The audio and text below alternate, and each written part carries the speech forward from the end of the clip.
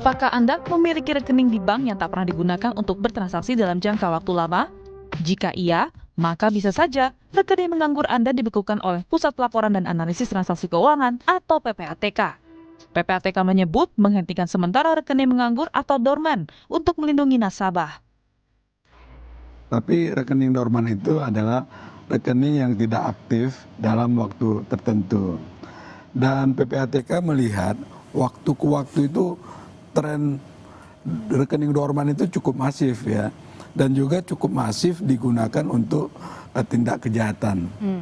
Maka dari itu, dari 1 juta rekening yang kita analisis, yang kita periksa, itu lebih dari 150.000 rekening digunakan untuk kejahatan dan bentuk perlindungan kepada nasabah, kepada masyarakat ya.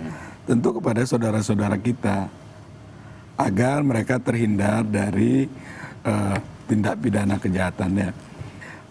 Karena fakta di lapangan itu banyak sekali ya saudara-saudara kita itu pemilik sah rekening tapi rekeningnya digunakan untuk kejahatan. Lalu ketika ada proses hukum dia yang bolak-balik dipanggil oleh penyidik. Kan berapa banyak effort yang dia keluarkan?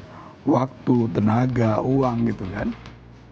Data PPATK bilang ada 140.000 lebih rekening dorman yang membuka celah digunakan untuk kejahatan. Respon pembukuan rekening menganggur, Menko Polhukam Budi Gunawan menyebut pemerintah bakal memastikan dana masyarakat tetap dijamin.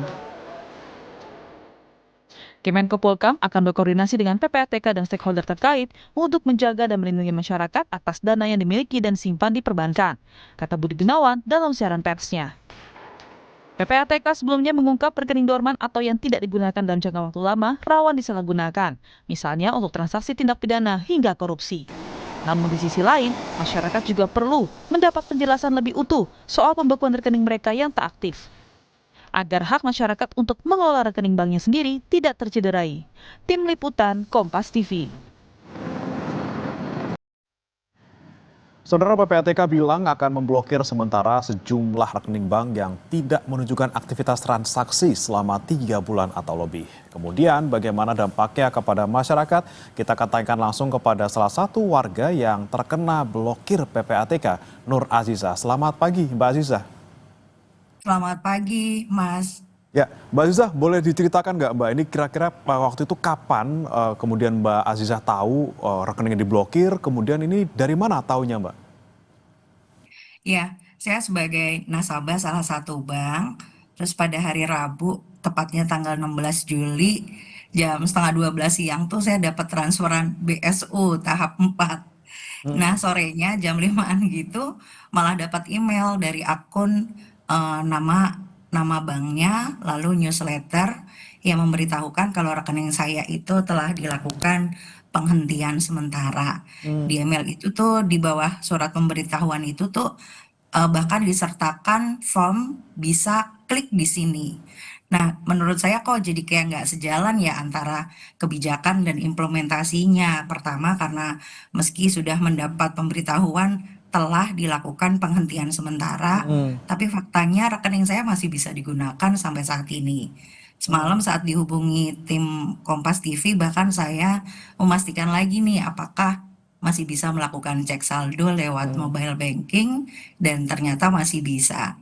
Ini bukan berarti saya nantangin loh ya, tapi faktanya ini yang saya alami gitu. Oke, tapi ketika Ya, kemudian dapat notif dari PPATK itu tadi Mbak, kira-kira selain cek saldo bisa yang lain nggak Mbak? Transfer bisa, nerima bisa? pengambilan juga masih bisa kok Masih saya bisa? lakukan di tanggal 17 juga saya masih bisa melakukan tarik tunai. Nah, yang saya khawatirkan sih sebenarnya ada form di bawah surat pemberitahuan ya yang sepertinya justru mengarahkan saya untuk klik di sana. Nah, ini nih saya tuh sempat curiga di awalnya, wah jangan-jangan ini phishing karena kan kok diarahkan untuk klik satu form yang saya nggak tahu itu form apa, makanya begitu baca surat pemberitahuan itu saya langsung membuangnya ke trashback ya dan akhirnya saya melakukan aktivitas untuk cek lagi di mobile bankingnya dan ternyata masih bisa kok dilakukan. Oke, ini Makanya kan jadi kayak Mbak Aziza Kayak masih bisa melakukan semua aktivitas perbankan gitu lewat mm-mm. m-banking. Kemudian Mbak Aziza sempat nggak mencoba untuk menghubungi pihak PPATK atau misalnya menghubungi pihak bank untuk memastikan ini benar nggak sih rekening saya kena blokir gitu? Belum sih sampai hari ini saya belum memastikan karena ternyata tarik tunai pun kan saya masih bisa. Jadi Mm-mm. ya saya belum, saya rasa saya belum perlu untuk melakukan pengecekan ke bank. Oke, tapi Mbak Aziza kalau kita trace back ke belakang gitu ya, sebenarnya ini rekeningnya Mbak Aziza ini adalah rekening yang utama atau rekening secondary gitu Mbak? Dulu waktu masih kerja di perusahaan ini jadi rekening utama ya, tapi setelah saya bekerja sebagai freelancer ini jadi ya masih jadi rekening utama yang artinya kan sekarang juga ya keluar masuknya nggak begitu aktif karena sekarang setelah saya juga bergabung di salah satu pekerjaan yang baru ada rekening utama di luar rekening ini di luar rekening yang plat merah. Jadi ini akhirnya jadi secondary sih. Nah, Hmm. sebenarnya udah ya hampir 2 tahun lah, cuman kan keluar masuknya juga ya kalau ada job-joban aja sih. Oh, Nggak kira-kira yang berapa rutin. lama frekuensinya ketika ada transaksi di rekening Mbak yang secondary ini? Apa misalnya bisa dipastikan setiap bulan ada atau 3 bulan sekali gitu Mbak?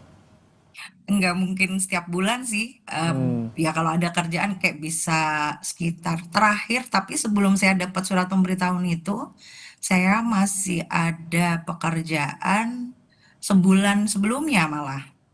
Oke, sebulan sebelumnya ada pekerjaan dan Hmm. ada rekening, ada mutasi masuk gitu ya?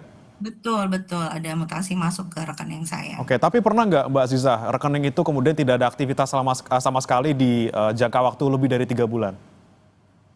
Ada, pernah. Itu dan ini sebelum Iya. ada pengumuman ataupun kebijakan soal pembekuan rekening ini ya Mbak ya? Sebelum adanya ini justru sempat sih 3 bulanan nggak aktif gitu. Terus terakhir itu ya yang sebulan sebelum ada pemberitahuan. Itu Oke. terakhir ada rekening, ada mutasi masuk, terus ditambah pas di hari yang samanya ada BSU juga masuk. Jadi kan ada dua apa transaksi masuk di kurun kurang lebih dari 1 bulan. Oke, nah ini Mbak Aziza kan sebenarnya kalau untuk sehari-harinya tidak terdampak dengan adanya notifikasi tadi yang sebenarnya rekening Anda tidak diblokir gitu ya karena masih bisa transaksi. Tapi Mbak Aziza rencana mau melakukan sesuatu nggak? Misalnya tadi yang saya bilang sebelumnya akan datang ke bank atau mungkin menghubungi pihak PPATK ataupun mungkin mengirimkan email gitu ya terkait dengan ini sebenarnya lagi-lagi rekening saya tuh kenapa sih? Apakah nggak khawatir Mbak kalau kemudian sudah ada notifikasi ini kemungkinan beneran keblokir gitu? Hmm, Mungkin ya yang nanti bisa saya lakukan, mungkin saya akan coba cek dulu ya ke bank ya, apakah benar-benar rekening ini sudah terblokir. Nah, tapi yang saya mau tanyakan sebenarnya yang apa kebijakan ini tuh yang menggelisahkan buat ibu mertua ya. Jadi kan Hmm. karena orang sudah tua, lalu begitu mendapat kabar seperti ini kan jadi dia bingung sementara rekening dia tuh aktivitasnya ya hanya mutasi dari transferan anak-anaknya gitu kan. Hmm. Transaksinya justru ya masuk dari anak-anaknya yang juga nggak tentu setiap bulan sekali. Nah, apakah ini juga akan terblokir juga? Ya nanti mungkin sih bisa dilakukan pengecekan ke bank juga sih. Oke, terakhir Mbak Ziza, mungkin menurut Anda seperti apa nih ketika Anda mendengar adanya kebijakan ini dan Anda menerima notifikasi, menurut Anda seperti apa kebijakan pemerintah ini dan harapan ke depannya seperti apa Mbak? Iya, kalau menurut saya sih jadi kayak nggak sejalan aja sih antara kebijakan dan implementasinya. Pertama karena di surat pemberitahuan kan dikatakan sudah telah dilakukan penghentian sementara. Tapi faktanya rekening itu juga masih bisa saya gunakan kan sampai saat ini. Lalu yang kedua, adanya form yang apa nempel di bawah surat pemberitahuan itu buat ini justru berbahaya sih kalau menurut saya karena lagi-lagi Hmm. kan itu justru mengarahkan orang untuk mengklik yang jangan-jangan itu adalah phishing ya yang jangan-jangan kalau diklik jadi semakin membahayakan si pemilik rekening. Terus juga saya justru mau bertanya sih sebenarnya kenapa sih kebijakan ini dilakukan dan mau dikemanakan sih uang milik nasabah yang adalah milik rakyat gitu kan. PPATK kan juga bilang dari 150-an tadi dari video tadi yang diputarkan dari 150-an ribu rekening yang diblokir kan ada nilainya sekitar 428 miliar. Nah, itu uangnya mau dikemanakan? Terus juga untuk yang formnya itu, form yang klik di sini, ini kan jadi kayak membukakan jalur baru buat pelaku phishing gitu untuk semakin marak melakukan kejahatan digital. Jadi ya kalau menurut saya sih kaji ulang deh Pak ini kebijakannya karena kan selain juga membingungkan kan juga membahayakan. Masa iya sih mau melindungi tapi justru menyusahkan ya.